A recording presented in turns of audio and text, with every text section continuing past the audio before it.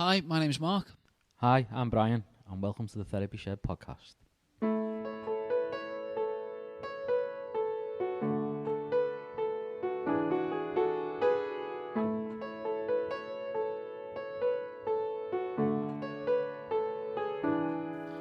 Hello.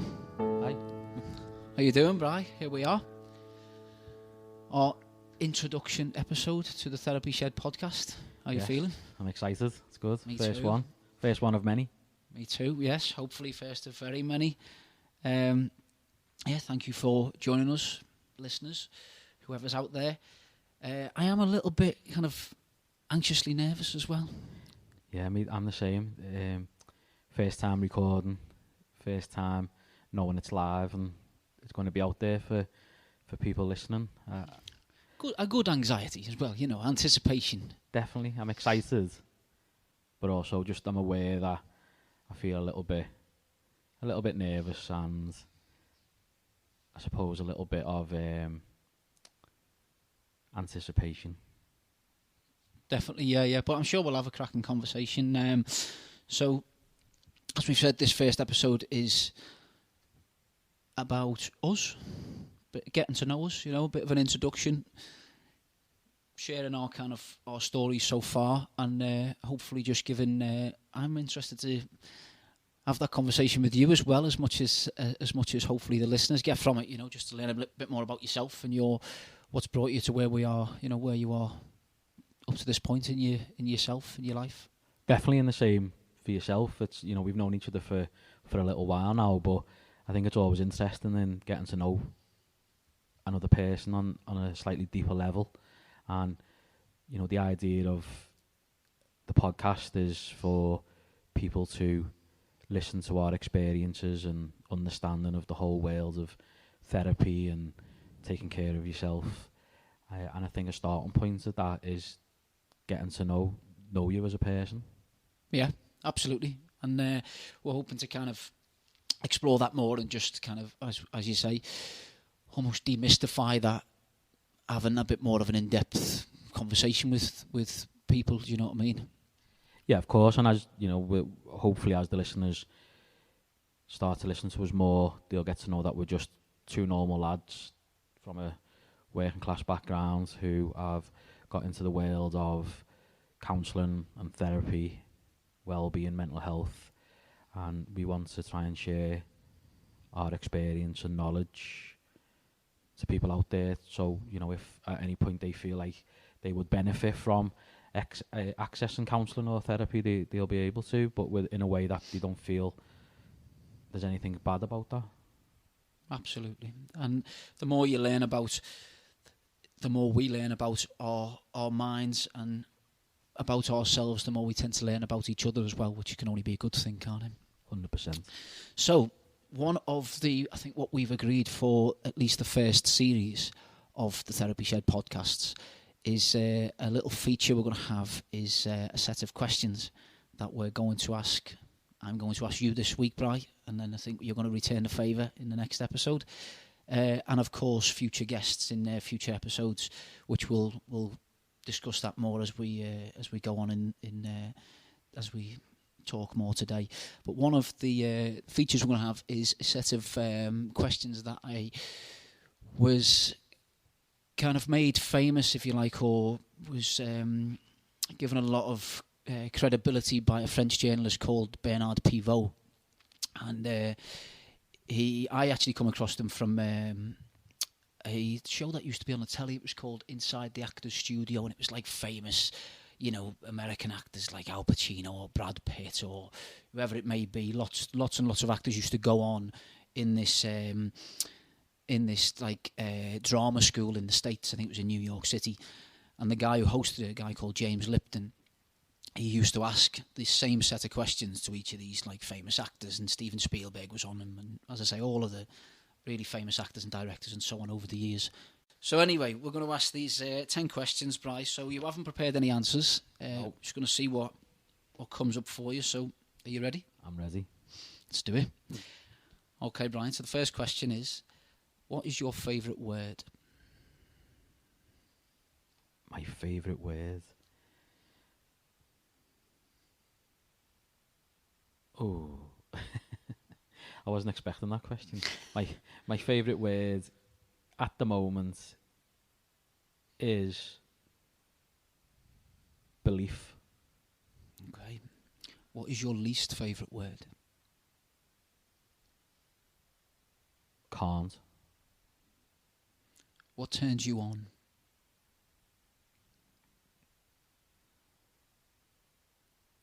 Learning. What turns you off?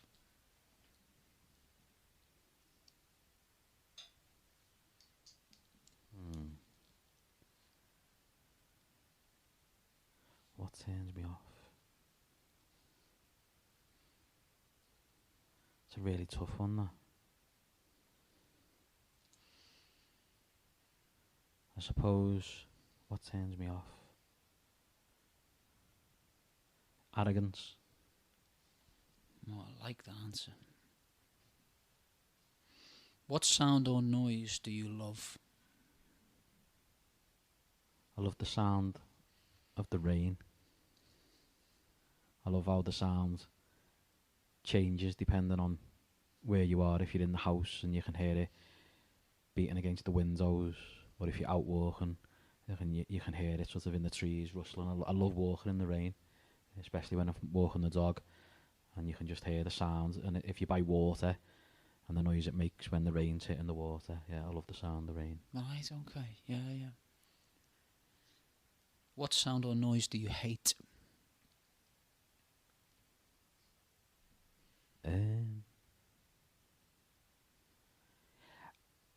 I can't quite put the word to the noise, but do you know, like in the distant background when you can hear like an alarm going off, like a car alarm or a house alarm or some sort of Like a siren sort of noise? just like, and it's not it's just there in the background. Okay. I wonder if that comes from the sounds of an alarm clock, because I hate the sound of an alarm clock of a morning. Yeah. So I feel your pain there. I think it might be that, actually. Okay. So alarms. Yeah, alarms, yeah. Especially ones for that wake you morning. up. Yeah. Okay. What is your favourite swear word? I think it changes, but it's got to be, because I just love the way it rolls off your tongue. Twat. Love that one. And it can be said with so many other words, can't it? You can. It's the sound as well as the almighty aggression in that swear word. But it rolls off your tongue, doesn't it? It does.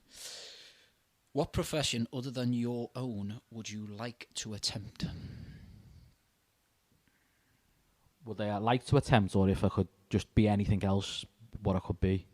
It's your answer. You can turn it. You can interpret it whatever way you wish. I reckon a pilot would be quite cool. Oh, yeah. Yeah. Okay. What profession would you definitely not like to attempt?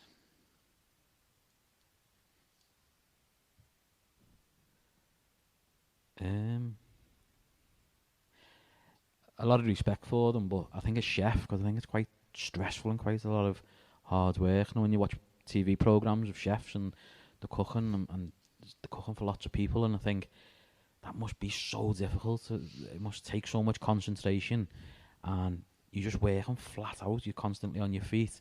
So yeah, I don't think I'd like to be a chef. Imagine an awful lot of multitasking going on as well in a challenging environment, hot and yeah, demanding and stuff. Yeah. Yeah, I think full respect to them, but I don't think I could do them. Okay. I don't think I could be a pilot either, but I don't know. You never know. I'm scared of heights. You just say I'm scared of heights. Yeah. And the final question, Brian. If heaven exists, what would you like to hear God say to you when you arrive at the pearly gates?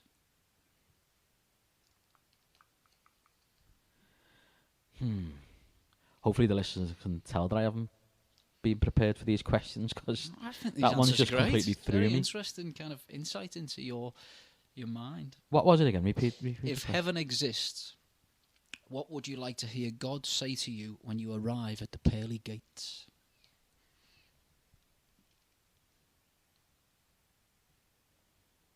I've got two answers. Can I that have just come to mind? As it's the first podcast, You'll let me give the two.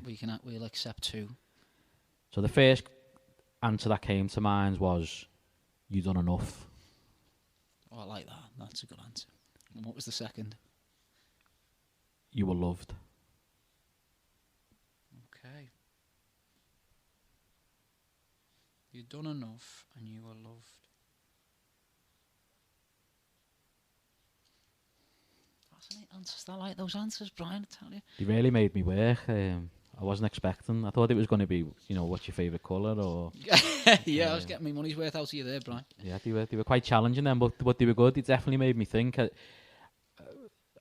Even the question about the sounds of what's your favourite sound, instinctively I wouldn't have thought I would have said the sound of the rain. I thought I would have named a type of music or something like that. But it just came to my head when I heard the question. So it definitely made me think. Yeah.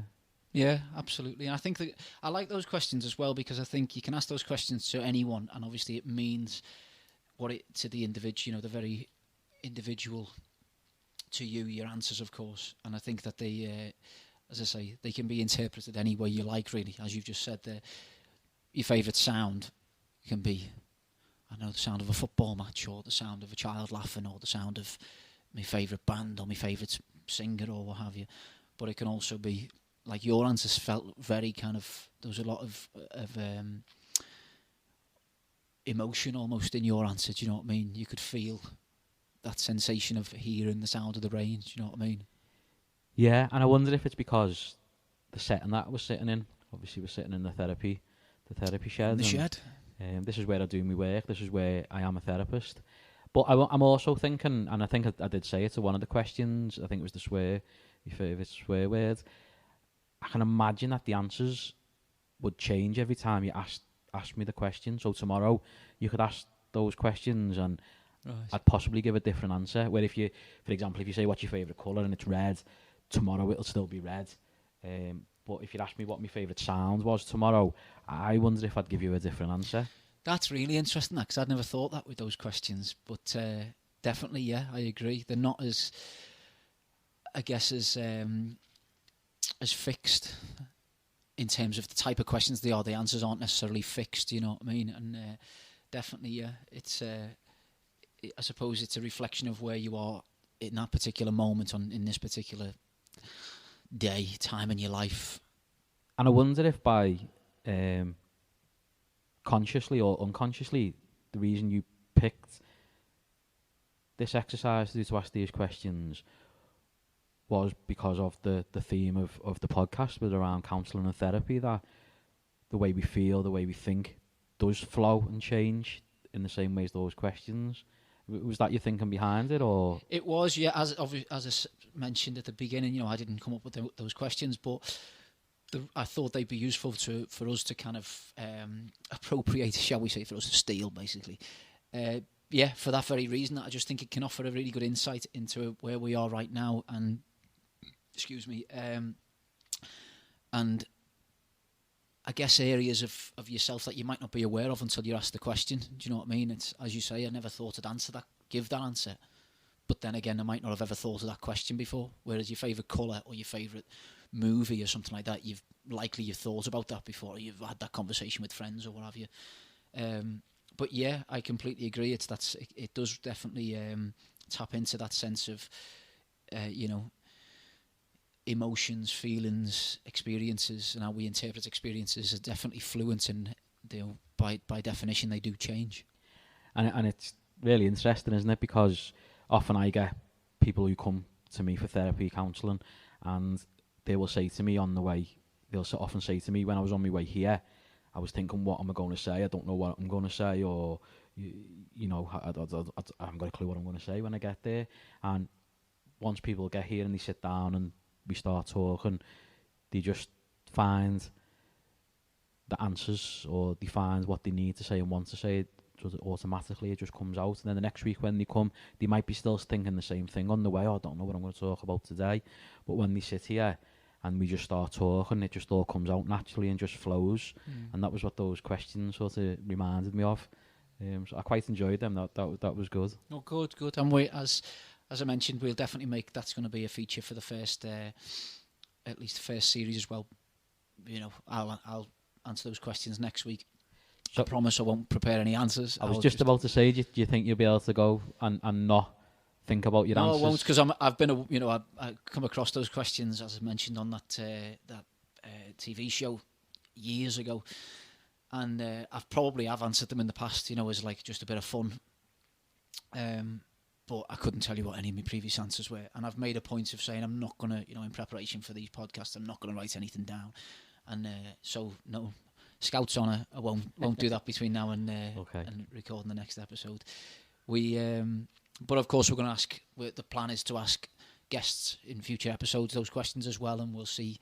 Be interesting, see what people come up with. Yeah, definitely. I think it might be worth. I wonder if it's worth us collating people's answers and seeing if there's a trend or there's there's something that everybody has in common. Like swear word might be a good one. That we might be able to find out the most popular swear word within therapy. Yeah, within people who are in the Merseyside area. Yeah. Well, we'll definitely record people's answers, obviously. So maybe a lot more insight than we thought, than we planned. So, as we mentioned, this episode is going to be about us, very self-indulgent. We're going to hopefully share our stories and our stories so far. So you've mentioned that you obviously work here. This is your therapy shed. What brought you into therapy, Brian? What got you interested in this world?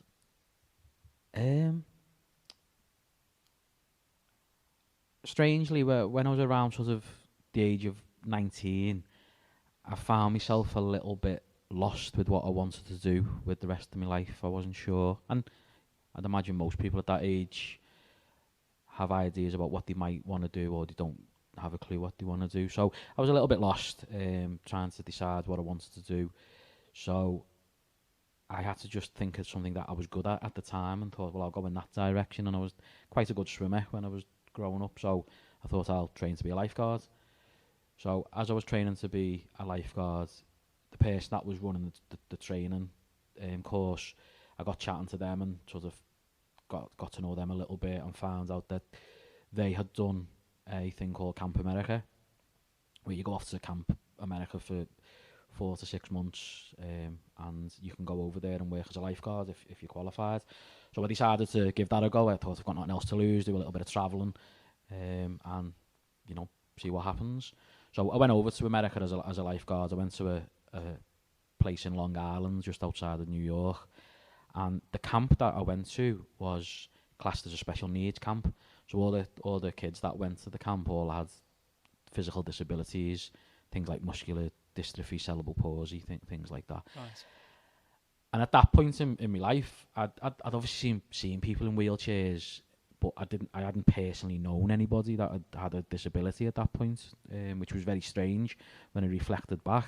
From the age of 9, I'd had 19 years and never really come into contact with anybody with a physical disability before. I said, seeing people from afar, but not up close and personal. So it took a little bit of getting used to at first. But I really enjoyed. It was the best experience in my life, and I'd advise anybody at a young age, if you're a little bit unsure about what to do with your life, to have a little bit of time out, go and do something like Camp America. It changed my life. It was amazing. Was it that powerful for you? Yeah. Oh, it was amazing. It was the first time I'd been away from. I'd been on holiday and and stuff, but it was the first time I'd been away for a period of time by myself. And it was quite a far away. It wasn't, an hour away or something. It was, quite. America's quite far, isn't it? So I had to grow up quite a bit and become a little bit independent, but in a way that was safe. As in, I was on a camp. I was getting paid. I was getting fed. I had accommodation, so it was safe. But still, I was by myself. I had to grow up a little bit. So, yeah, I really enjoyed it. I enjoyed it so much so that when I finished the camp, I'd done a little bit of travelling around America. Then I came home. I'd been invited back to go back the year later again as a lifeguard, as a head lifeguard. So I got a job part-time as a lifeguard in a local fitness centre, and I also got a job part-time as a support worker, because I thought I wanted to just learn a little bit more about the caring side of, you know, looking after somebody with a physical disability. So I really enjoyed that, and I had quite a good balance, because I said I'd work a couple of days a week as a lifeguard, a couple of days a week as a support worker. So I went back to America the year after, same place, came back home again with the intention of getting a job working with young people, working with you know, kids, because I really enjoyed the type of work. There was loads of energy. It was really good, but there wasn't any. There was no jobs in Liverpool at the time doing that type of work. So I ended up going to the complete opposite end of the scale and getting a job in a nursing home, which was when it, again, reflecting back, was strange, because I wanted to work with young people and ended up working with older people. But I loved that experience. It was great. I loved just, you know, sitting there with all the old ones, just chatting about the good old days. Oh, I can imagine that. Oh, it was great. Really, especially listening to some of the our fellas talking about like the war and stuff. A lot of them had, and this is where sort of it leads into what I got more into. But a lot of the homes that I worked in, a lot of the residents had like dementia and stuff. So the short-term memory was no good. So the long-term memory was all they had, really. Right. Okay. So a lot of them liked talking about, or the only things they could really remember was things from, you know, when they were a lot younger. So it was the war. Yeah.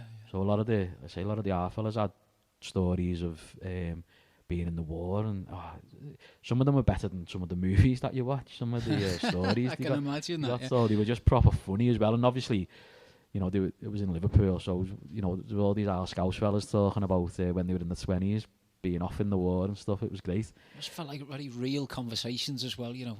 Oh yeah, it was. You know, like having the depth of the conversation must have.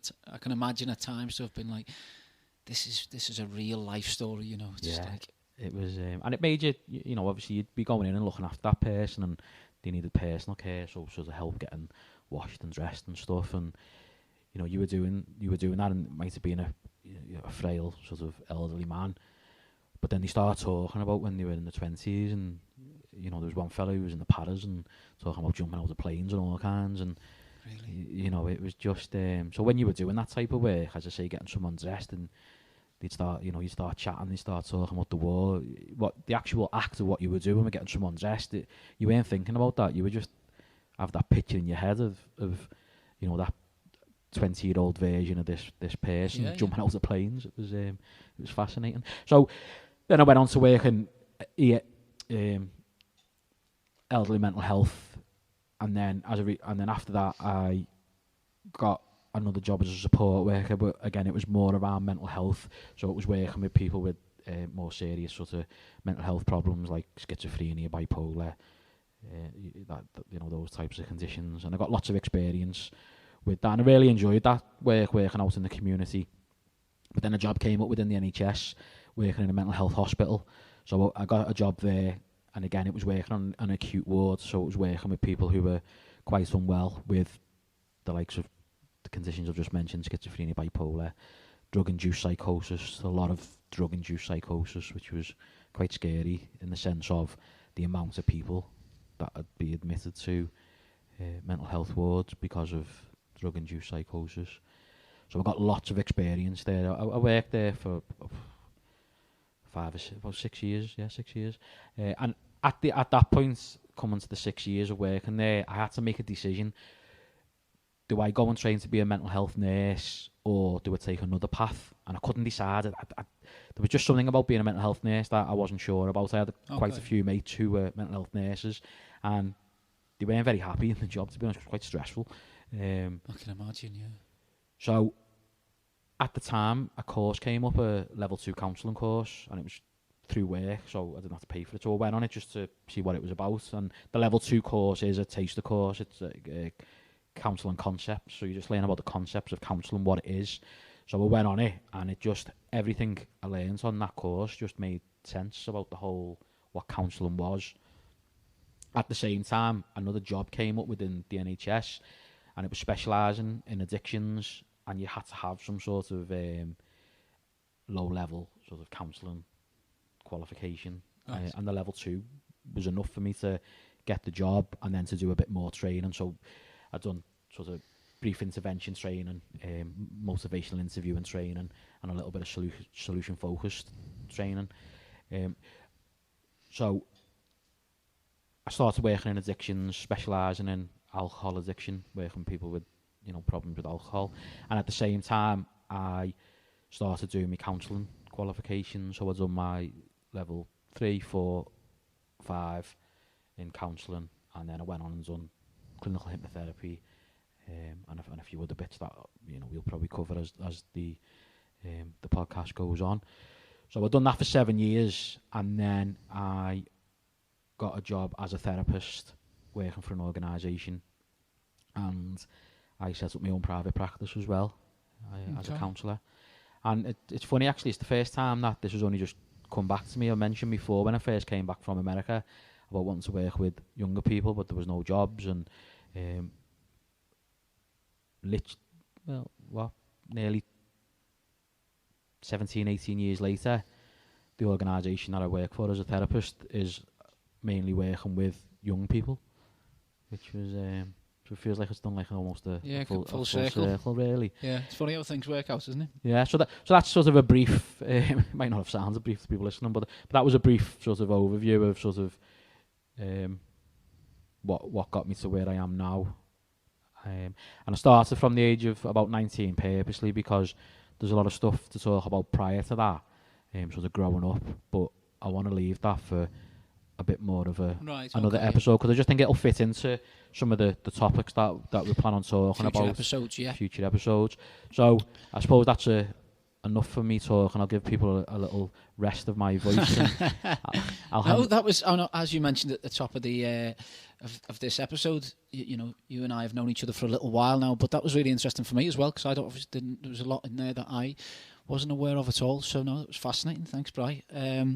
So if I can ask, when did therapy almost become your calling? When were you like, this is just very speaking to me in a big way. This is something that I could really see myself doing long term, you know, doing for as my career, if you like, my life's work.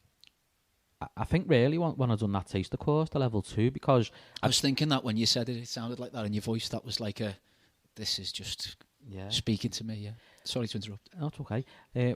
Because I'd spent 5 years, nearly 6 years, 5.5 years working on an acute mental health ward, and although I felt we were able to help people,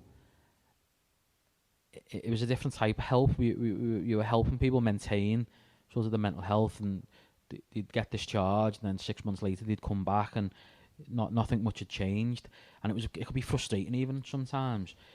Where when I'd done the counselling course, the concept course, I sort of got an insight into how you could help people change, but for the long term, and actually, you know, people can come for therapy once and never have to come back again. And you know, and the evidence is there for me now.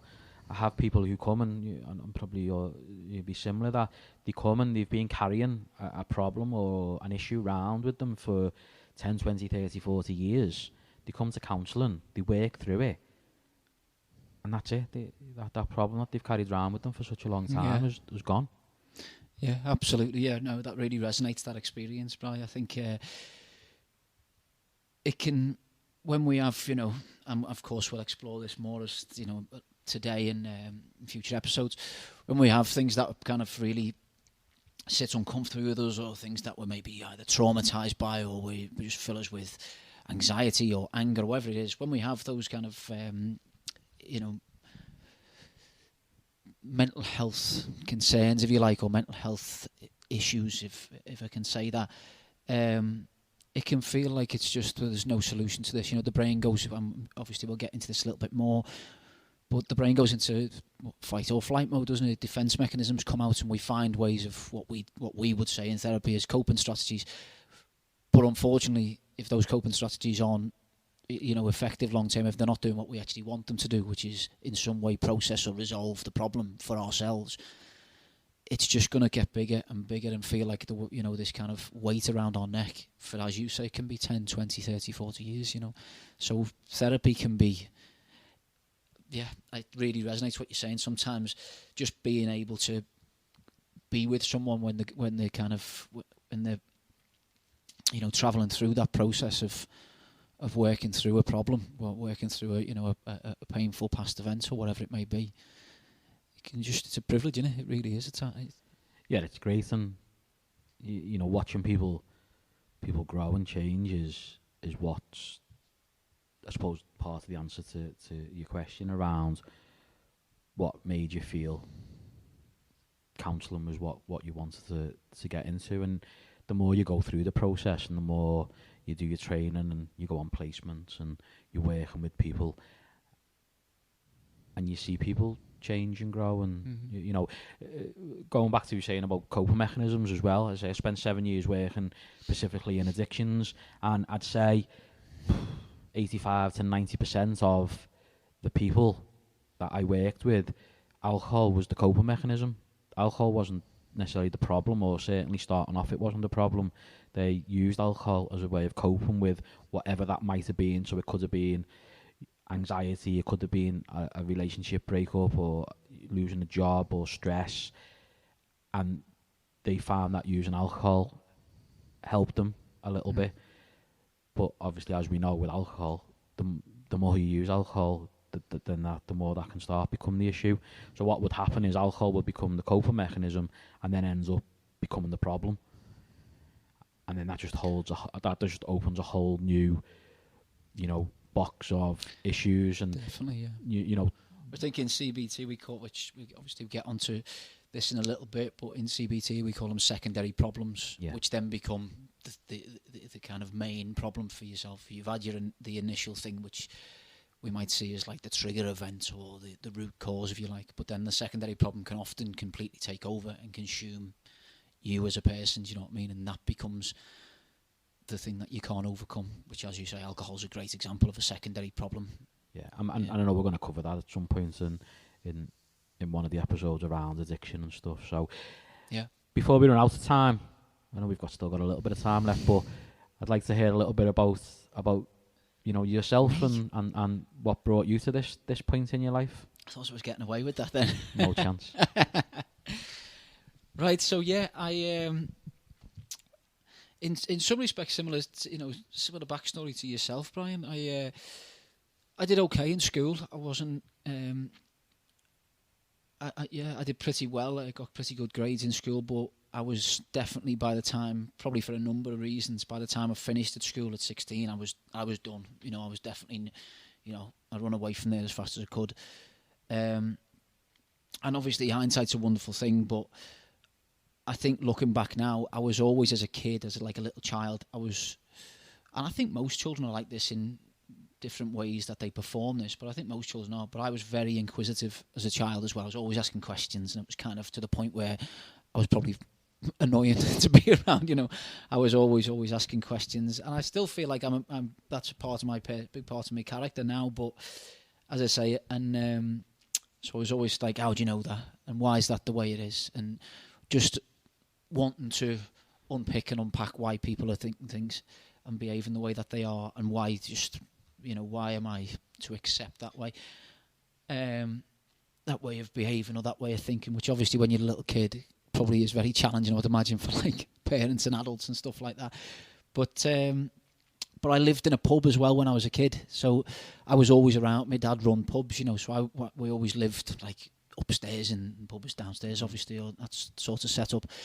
So I was always around. As I say, hindsight's a wonderful thing, but looking back now, I think that probably really fueled my imagination and my mind in terms of just people watching all the time, being around adults when they weren't parents. Do you know what I mean? So seeing like the multiple selves of people, do you know what I mean? The different types of persons that the same individual can be, and all that sort of stuff. As a little kid, I would guess, looking back now, had a big impression on me, and it fascinated me as well. And I did love that environment. So I was always around, as I say, adults and older people, and having that as a kid in that environment, I was probably a bit like a fly on the wall. Do you know what I mean? You could just watch, being like, as I say, hindsight's a wonderful thing. I wouldn't have known it as this at the time, but I probably developed a lot of like what we call like theory of mind. Starting to learn how other people think and operate in different situations. And I'd imagine you would have seen quite extremes of behaviours as well with people in pubs. People who were in pubs, right? Never. Yeah, sorry. Because people conform, don't they, as well? And people, obviously with alcohol, it can change your personality. It changes the way you behave and the way you act. But even with take the alcohol away, people in groups will act certain ways and they can change. And I think a good point that you made there about sort of, because when you're talking about this, I'm almost imagining you about a 5-year-old and sort of just watching all these different people who normally you would see only as parents, but seeing them exactly. that was quite a powerful statement around seeing adults who not acting as parents. Exactly. Yeah. No, you're absolutely right. That's a very good kind of image, description of that was a big part of my childhood, and group conformity, which of course at that, when I was a child, I didn't have that, that vocabulary, if you like, but it was certainly observing adults conforming and changing with different people and in different, conversations, behaving in different ways and stuff. Really did leave an impression on me, and I think probably on a subconscious level, I was aware of the fact that I was fascinated by that. I found that really, really interesting from an early age. But as I say, so some parents separated as well when I was 11, 12 years old. So again, you're seeing like adults behaving in different ways and vulnerabilities of adults.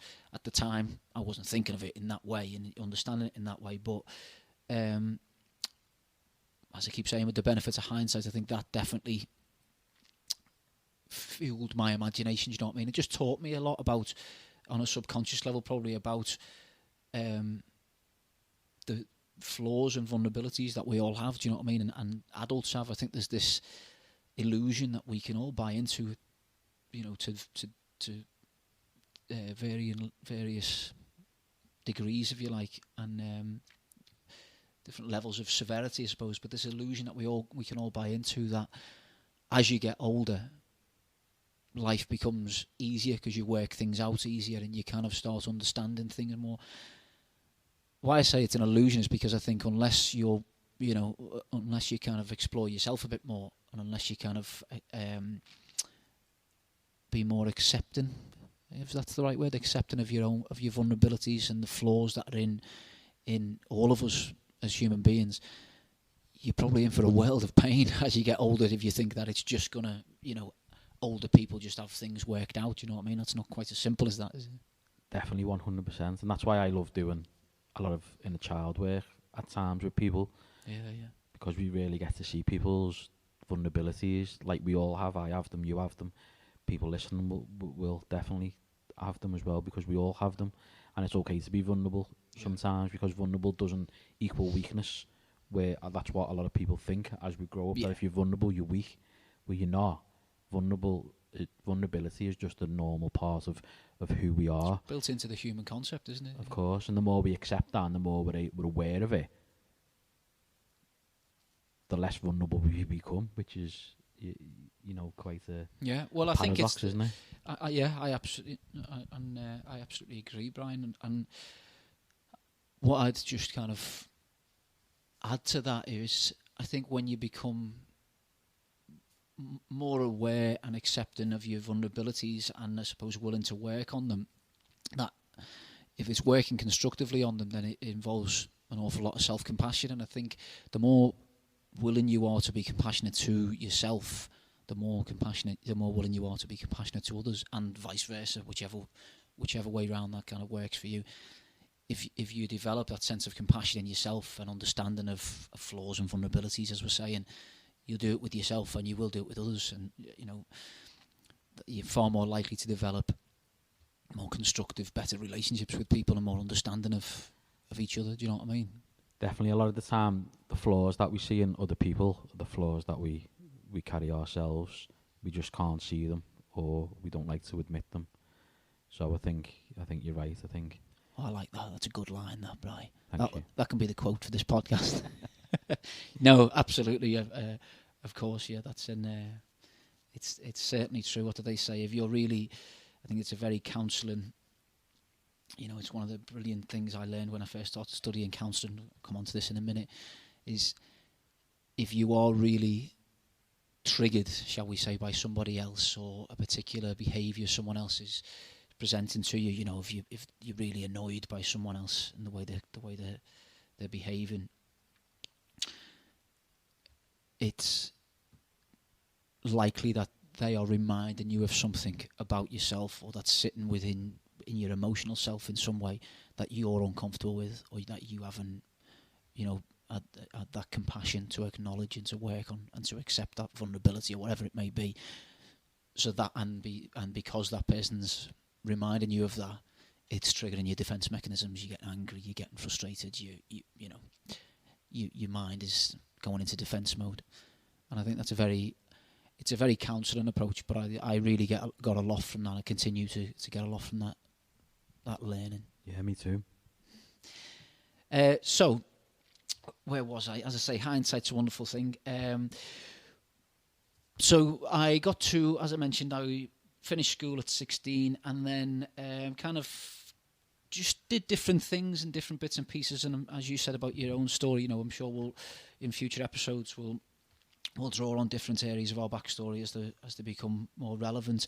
But I got to my kind of early to mid 20s, and I just felt like I was drifting. Really, I just felt like I wasn't really.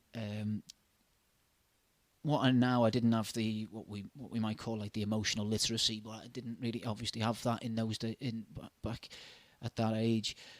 But what I'd now, I'm pretty sure of that, my kind of sense of purpose and my needs weren't getting met in any sort of meaningful way. Do you know what I mean? I guess I felt like it was my identity was probably a little bit loose, and but as I say, I didn't think of it in those terms. And then a friend of mine said to me, "Why don't you look at?" We were having a conversation one day, and he's a therapist. He still is. And he said to me, "Why don't you do this course I'm involved in?" And it was exactly the same as what you described before. It was level 2 counselling. So it was an intro course, which sounds maybe similar to what you said about a taster course, just introducing students to the kind of key concepts of counselling. So it was that sort of, I think it was something like a 12-week course. And he said, "Why don't you have a look at that?" I was like, "Okay then, yeah. Oh, that sounds all right, actually." And I went with it with no kind of grand expectations or anything like that. I went because the person who I'm talking about is a really good friend of mine still to this day, and I just thought, well, I trust him really, and he knows me well enough, I think, and just didn't think too much about it from what I can remember. And similar to yourself, as you from what you were describing, Brian, it was just straight away. I just with it, first couple of minutes, but certainly the first couple of weeks, I was like, this is right up my street. This was really speaking to me, and I felt like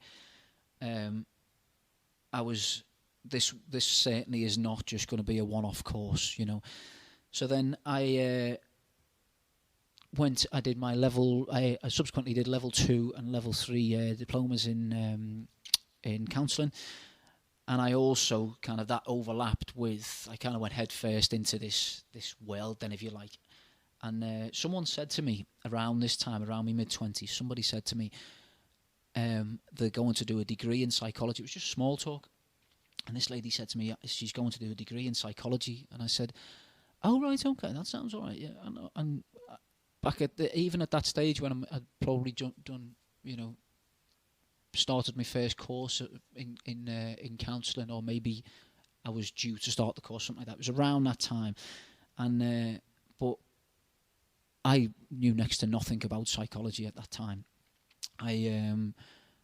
I would have spelled psychology with a capital S, in those days. I would have. And this lady says to me, "What a degree in psychology?" And she said, "Well, you've got a degree in people, haven't you?" She went, "That's why I'm thinking of it. Degree in people. It's like a common denominator of everything." And I think she was thinking of it from a career perspective as much as anything, and there's nothing wrong with that. Good luck to her. And I just thought, yeah, that's a good idea. A degree in people. A degree in people, So without kind of giving the extra long version of this story, I went and did a degree in psychology at the University of Liverpool, and they, as I say, they overlapped with diplomas in counselling. And I've since then, so basically for the best part of 10 years now, I've been doing courses in therapy, in psychology. I've done courses similar to yourself, Brian, courses in solution-focused brief therapy, courses in trauma, and I'm now hopefully just about to qualify at postgrad as a cognitive behavioural therapist. Masters? CBT, Masters, yeah. So yeah, and the irony is, when it was, to just touch back on that for a second, the whole idea of a degree in people and degree in psychology, I was like, great, yeah, there'll be loads of work in that, and it'd be like, I get to learn about people as well and understand people better and make money, you know what I mean? And I wasn't too, probably I say that, I wasn't thinking of it in an overly cynical way, but I think I was definitely on a conscious level thinking the world will make a bit more sense to me because I'll understand others better.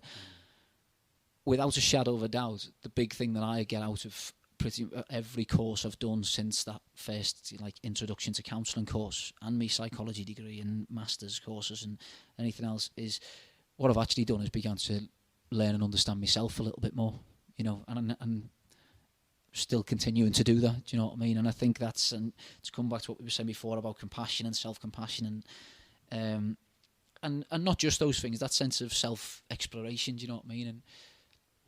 And I just think that's the irony of my story so far really is so that the more you learn about therapy, psychology in this world and the conversations we've had so far today, you actually I feel just you learn more about yourself, and if you can learn 5% more understanding of how the mind tends to operate in different, as I say, develop that kind of emotional language, you're probably going to be a little bit more comfortable with exploring yourself a bit more, Definitely. I always say it's about becoming a better version of you, whatever that is. It's not about holding judgments over that. It's just about becoming a better version of yourself. And I think the only way you can do that is by being aware of yourself and understanding yourself better. And it's funny, it's similar to, what I spoke about. It was, you started off talking about being this young kid growing up in pubs, people watching, trying to figure out people and almost understanding people, maybe not at that time, but you were interested in people's behaviours and people watching. And 20 odd years later you find yourself doing a course in people. Absolutely, yeah. And it is definitely of course it's there's a definite connection between your formative years, your childhood, your youth, and the things that speak to you as you grow. You know what I mean, and the things that help you to grow, I suppose, is understanding yourself more and yourself, where you've come from, and you as a person, your character, your personality, all those things. Yeah, without a doubt, and it's ironic, but at the same time, it really I feel very lucky that I just fell into a counselling course as just a tip off, if you like, from a friend, and then from there it's like one thing led to the other, and really developed the passion and the love that we have for it today, Yeah, mine was similar. I would say I fell into it accidentally in a way, as in the course got me out of work for sort of one afternoon a week. Right, yeah. So it was, you can have one afternoon a week outside of work, paid for 12 weeks to do this course. So, I thought, well, I'll be interested in it because it's about, helping people and understanding people. And I've always had an interest in psychology and a little bit like what you were saying about sort of why we do things and, things like that. So I thought, oh, well, what have I got to lose?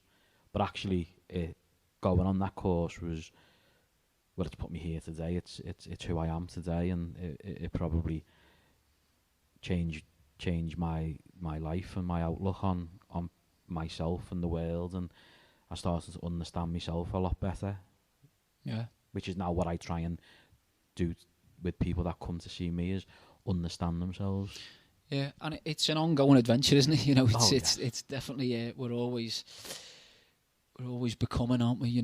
As we mentioned at the beginning of the episode, you know, we're always changing and evolving. I think that's all part of the fun, you know, all part of the journey. And I really like the fact that, you know, as counsellors and registered members of the BACP, there's an expectation that you have to complete X amount of training a year. Yeah. And I think that's good, because not that it forces you, but in a way it does, that, you know, every year I have to, if I want to continue to practice as a counsellor and be a member of the BACP, I have to undertake training, whether I want to or not. Yeah, yeah. But Well, it's actually, the condition for to commit to it, isn't it? It's a commitment that you're making. yeah. Not that, and you know, even if I didn't have to do it, I still think I would, because now I love learning, and I love keeping it fresh and finding new ways of working, and, you know, looking at research and things like that. It really, you know, excites me, and but I think with that commitment being made, I'm constantly learning. I'm constantly looking at new ways to do things, and I'm finding new information out about how things are. Yeah, yeah. And I guess it's that, again, it's, you know, we live in an ever-changing world, and we are ever-changing as, you know, as creatures, aren't we? Do you know what I mean? As individuals. So it's important that we allow and encourage our mind to do that. You know what I mean? Because otherwise, again, you're likely in for a really tough experience, shall we say, if you fight against that sense of changing and self-development, if you like, self-exploration and all those things. So yeah, it resonates. So that's kind of my story so far. No, it's really interesting, and again, I know we've said it a couple of times, as the episodes go on, we will probably go a little bit deeper within our stories and who we are, and hopefully the people listening will get to know us a little bit better and also a little bit deeper. So yeah, it was really interesting listening to. Yeah, definitely, and no, I appreciate that. But as you say, it's that's kind of our, you know, it almost like what's brought us here today. Just hopefully gives us a little bit of an idea of who we are and where we've come from. But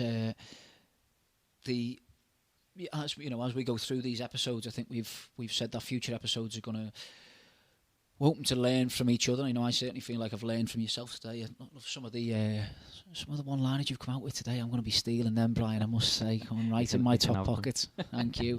You can have them, Mark. They're yours. Yeah, so with regards to, you just touched on there, sort of future episodes, and just to give I suppose an idea of some of the things that we are going to be discussing and, you know, having topics on, and hopefully we're going to have some guests on that will specialise in specific areas around some of the subjects that we're going to be talking about. So I know future episodes we're looking at social anxiety, health anxiety, and generalised anxiety. I think anxiety is quite a big one, isn't it? Yeah, definitely. For people, and as we know, it's because anxiety is normal. It's a normal human behaviour and emotion. That everybody has anxiety at some level. Yeah. So I think it's important that we cover anxiety. It's one that I know we're both quite you know, up on, and we work quite a lot with people with anxiety. So they're definitely ones that we're going to have episodes on. Something that's a bit more of a passion of mine, although I know you do have some interest in, Mark, but it's quite a passion of mine, is ADHD. So we're definitely going to be having some episodes on ADHD and exploring that a little bit. Definitely, yeah. And I am, you know, I'm looking forward to it all, of course, but I am really looking forward to picking your brains on that one, Brian, because I know, as you say, you've got a real passion and a lot of knowledge around that subject, and it's very commonplace. You know, it's very. I think with a lot of these kind of terms, you know, the conditions, if you like, or disorders, as the often referred to as social anxiety, general anxiety, ADHD, you know, OCD, these sorts of things. they've fallen into, you know, everyday language, if you like. They've fallen into public language, but I think sometimes they've been sometimes weaponized, sometimes misused, sometimes overused, or so I think. Stigmatized as well. Sorry. Stigmatized as well. Oh yeah, definitely. You know, so I think one of the things that we're both hoping and looking to get out of our conversations is a bit more of an understanding, a bit more of a learning, you know, from each other, and you know, from doing our prep for the podcast, but hopefully as well for listeners. Definitely, because there might be some things that we talk about that people who are listening have never considered, and you know, hopefully they will hear one of our podcasts and it'll ring some truths for them, or it'll help them identify some sort of thought patterns or behaviours or feelings, and it might then hopefully help them understand themselves a little bit better. And a lot of what we spoke about today is ourselves, understanding ourselves better, and how that's helped us.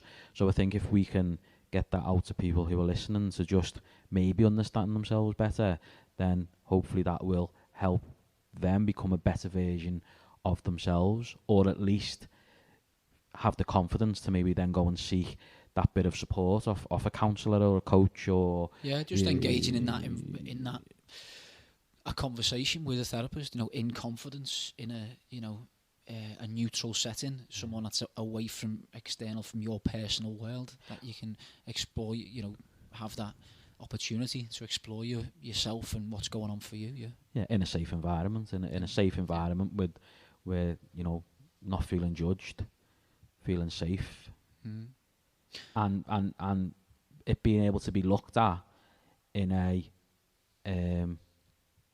objective manner, which is what we do in therapy and counselling, is it? We look at things objectively, without judgment. Yeah, definitely. I mean, as you said before, you know, we both work with youngsters, and sometimes I've had conversations with parents who feel like they've done everything, and they, you know, just really, really struggling because they have tried every way they feel possible, and you know, they're exhausted themselves, how much support they're feeling that they've offered and want to offer the child or the youngster. And I've had conversations with parents time and again, and they've said, you know, the child, the son or daughter, knows that they can speak to me about anything, and it's sometimes often that conversation culminates in, it's because you're the parents. They don't want to upset you, or they don't, for whatever reason, they don't feel comfortable. It's not, that doesn't mean that they don't love you, and it doesn't mean that, you know, they're not going to talk to you again about, you know, things that are going on for them in an emotional sense. Maybe it's just that the youngster needs someone outside of their personal world just to have a chat with, and just to, you know, as you said at the beginning of the episode, to work through that problem, whatever it may be. And as we know, it's not just young people, it's whether it's your partner, it's you know, that's a really good point. You're in your 20s, 30s, 40s, and your parents, or even your friends. It's very, very, very difficult to be objective to somebody when there's a lot of emotions and feelings there. Yeah. At the end of the day, all you want to do, whether it's your partner, your son, your parents, your friends, if they're going through something, is you want to make it better. You want to make it better. Yeah, like fix it for them, sort of thing. But sometimes, as we know, it's not about making it better or fixing it for them. It's about giving them the tools to make it better for themselves. Yeah. You know, going to one of the counselling theories, which again we'll cover in later episodes. We all have that innate ability to have the answers to what we need for our own growth. So if somebody does have a problem or something they're struggling through, the answer is there within you. You just need to unlock it. Definitely, yeah. And I guess, you know, therapy can be one of the, you know, if not the key way of mode, if you like, the key environment to facilitate that process, you know. Definitely, and obviously going back to some of the episodes, we're going to be looking at types of therapy, and there's quite a few different types of therapy, and you know, obviously the one that we're going to be top heavy on is counselling, because that's what we do. But there is obviously other types of therapy and ways that people can get help with whatever it is that they feel they need help with. And again, we're also going to cover things like trauma, addiction, loss, men's mental health and men in therapy, self-care. So we've got lots of episodes coming up, and hopefully we're going to cover a broad range of subjects and issues. And again, one of the things that I know we're going to try and promote, isn't it, is getting people to messages on social media, and if there's particular questions or if there's particular areas or topics that they would like us to talk about and address, then we'll definitely try and include them into some of our future episodes. Our future episodes. Yeah, it's a really good point, Brian. Social media, we will, if any listeners do want to contact us to thoughts, comments, suggestions, or even information on local services that they think we might be able to help out with, then please do get in touch with us on social media, and we'll do our best to respond with useful information, or as I say, to shape future episodes. Because future episodes, as well as being specific on specific mental health presentations, shall we say, such as social anxiety or trauma or whatever it may be, also just going to be therapy related topics, discussions around, like, I think in a couple of episodes we're going to talk about when therapy talk isn't called therapy, and that's like, maybe, obviously we won't go off on a tangent too much now, but we've had a chat about how that maybe often in like everyday life we can find ourselves in environments such as the barbers, or such as like a sports coach, or a working relationship, where you'll find yourself in conversations like maybe going in depth or more meaningful conversations that aren't a million miles away from therapy, but it's not therapy. So we're just going to explore that, really, aren't we? Yeah, I'm looking forward to that one, because it'll be quite interesting, and I think when people listen to that, they'll be surprised about sort of actually, times where you do open up a little bit to people, and the reasons why that happens. I mean, you mentioned the barbers there. That's a really good one, because it's a situation where people feel safe. If you've got a good barber, you feel not judged, and people often open up in barbershops and hairdressers to the barber or the hairdresser, and they are almost, some of them, I've heard this sort of expression before about sort of they're almost untrained counsellors, because people open up to them a lot of times about struggles that they're going through. So I'm really interested in that episode. Yeah, me too. And I'm just wondering, I think now might be a good time to have a quick introduction to what our next episode is going to be. So the next episode, I think we've agreed, is going to be, it's titled "What's the Point in Therapy?" So we're going to have a good chat around what's the point in therapy. Whether that's said as an inquisitive sort of, what am I going to get out of therapy? How can therapy help me? Or whether it's said as in a maybe dismissive, like a defensive sort of way, like, what's the point? What's the point in therapy? Load of rubbish sort of thing. And also a literal way. What's the point in therapy? And a kind of question. And say like an inquisitive meaning to that. What's the point in therapy?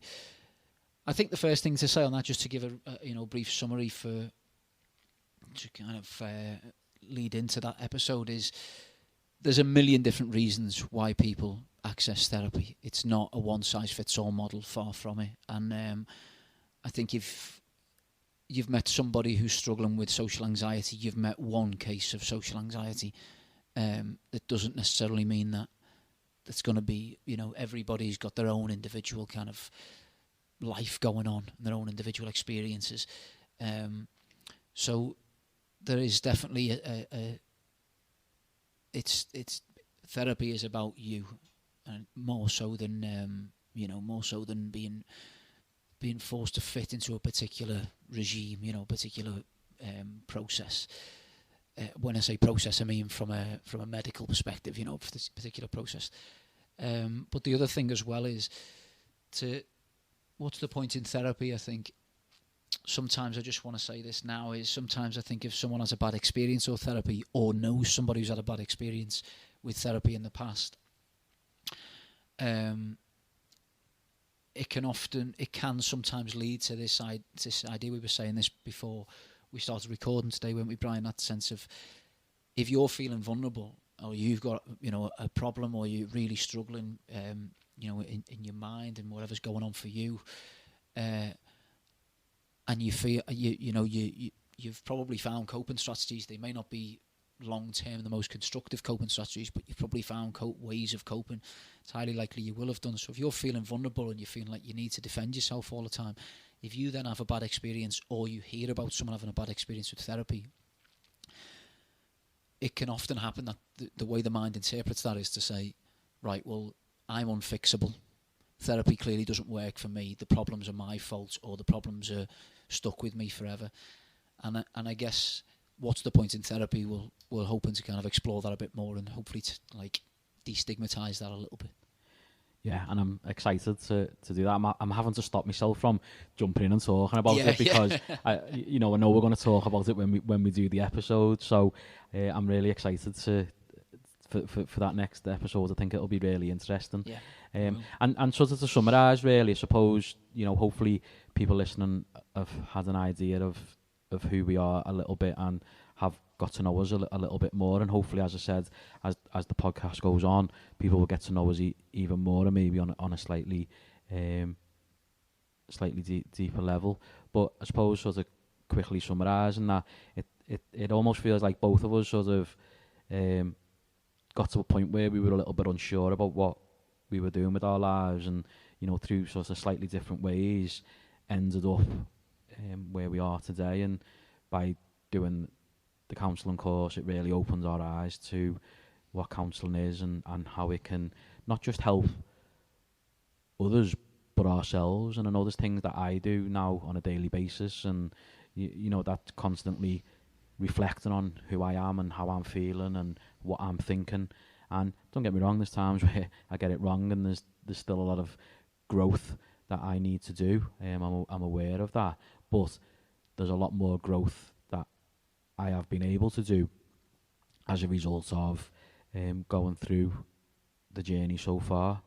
So hopefully people will follow this journey with us, and hopefully see us grow throughout this podcast. I mean, at the very beginning, I think you asked how I was feeling, or you said how you were feeling. We both said we were both feeling a bit nervous, a little bit anxious.